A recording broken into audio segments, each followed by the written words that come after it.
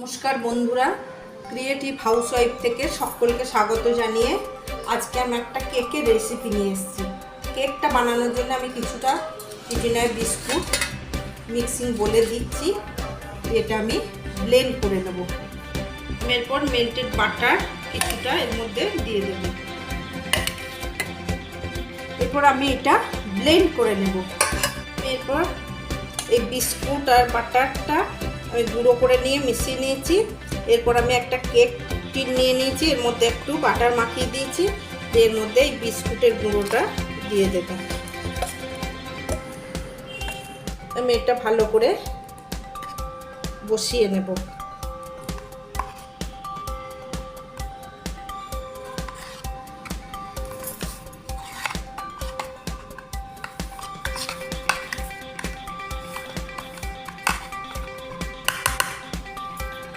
আমার এই বিস্কুটের গুঁড়োটা লেবেল করে বসিয়ে রাখা হয়ে গেছে।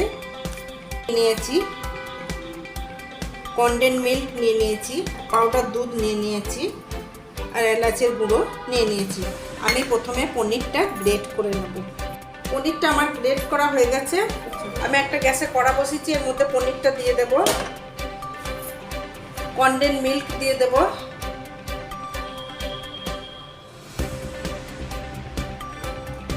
পাউডার দুধ দিয়ে দেব, এলাচের গুঁড়ো দিয়ে দেবো, দিয়ে এটা একটু নেড়ে দেবো।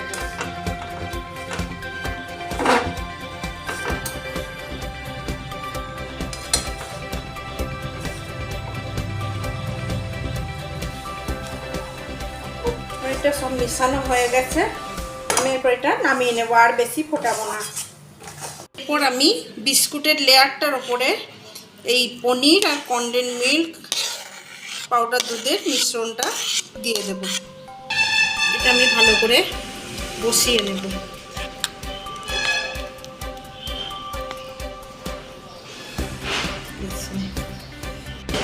এটা ঢেকে ফ্রিজে রেখে দেব। আর কেকটা ফ্রিজে রেখেছিলাম, কেকটা আমি এরপর ডিমোল্ড করব।